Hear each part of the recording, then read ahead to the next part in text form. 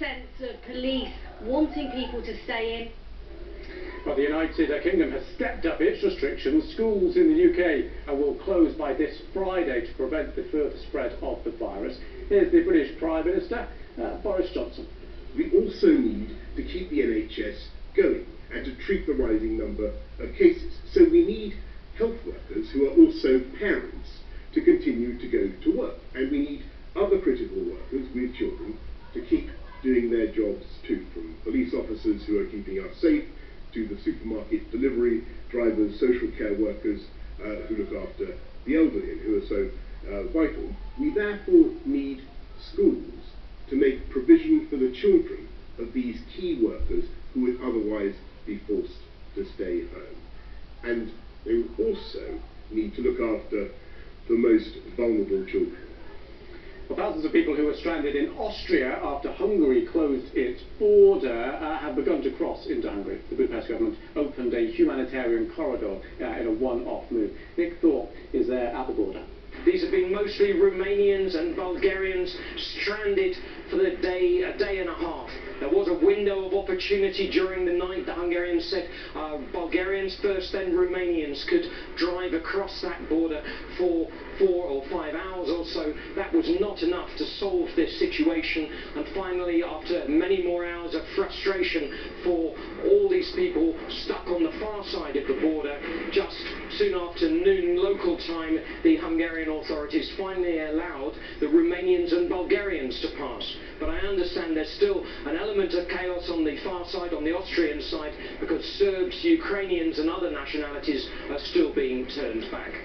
Well, France has been on lockdown since Tuesday. More than 260 people have died and there are over 7,600 confirmed cases. Let's see what the President Emmanuel Macron has been saying. He tweeted to the healthcare staff specifically, "You are not counting your hours in the face of this unprecedented crisis.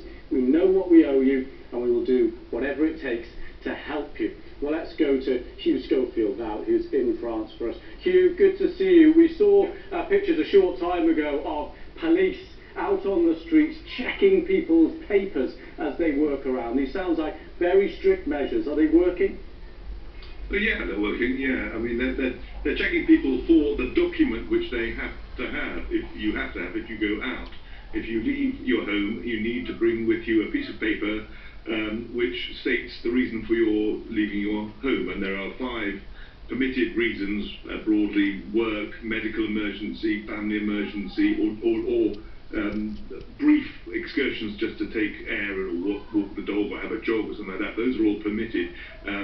But anything else is not permitted, and the police have been today enforcing it. Yesterday, when this all came in, I think there was more, there was a large degree of leniency, shall we say. But on day 2, or the first full day today, they have been enforcing it, and we're told there are about 5,000 fines have been imposed on people for not having good reasons to go out. And the general picture here is that it's being obeyed. I mean, I'm speaking to you from the provinces. Like a lot of people, I've got out of Paris for the foreseeable future. But the same situation applies in the small towns around where I am now in central France, as it does in Paris. Everywhere is deserted. There is movement because people have to go shopping and so on, but it's very, very limited. And people are, it seems to me, for now anyway, happily going along with what the government says is absolutely essential.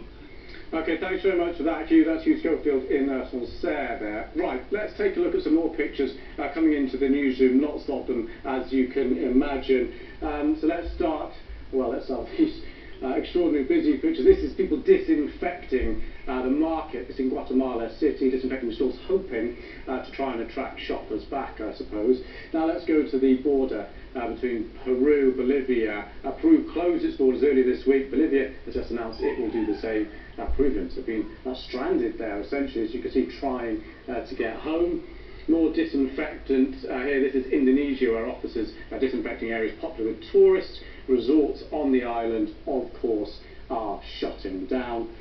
And then let's take a look finally. US, South Korean troops sanitizing areas around Daegu. That's the epicentre of the outbreak in South Korea, as you might remember. And let's stay in that part of the world, staying in South Korea, because more than 80 people have died in the country. There are over 8,400 cases. Laura Bicker has this update for us from Seoul.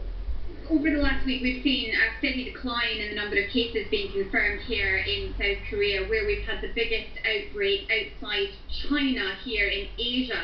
But when it comes to the last few hours, certainly we're hearing news of new clusters emerging, not just in the hotspot of Daegu, the worst affected region in this country, but in the outskirts of Seoul, and that's what's causing concern.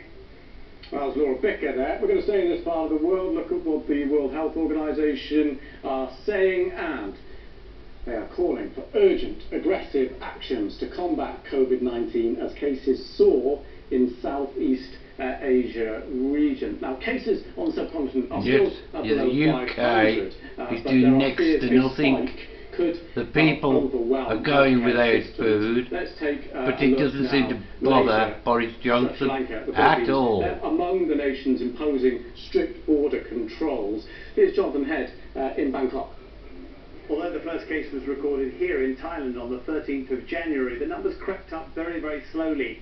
Now, some people said in some countries like Myanmar and Indonesia, Laos, for example, they just weren't doing any testing. There was a fear that there were infections there that won't be recorded. But here in Thailand, they've actually been quite efficient. They've recorded numbers, they've been testing, and the numbers crept up. That's all changed in the last few days. People were beginning to think that perhaps warmer weather was a reason that the virus was not spreading here anything like as quickly as it has done in Europe and the United States. But the numbers are creeping up fast. To Africa now, where some 30 countries have reported cases, and South Africa has nearly 120 cases. The government has introduced a travel ban and school closures which come into effect today. The head of the World Health Organization has urged governments throughout Africa to prepare for the worst. Andrew Harding is in Johannesburg. In a poor township on the edge of Johannesburg, a rising sense of vulnerability today.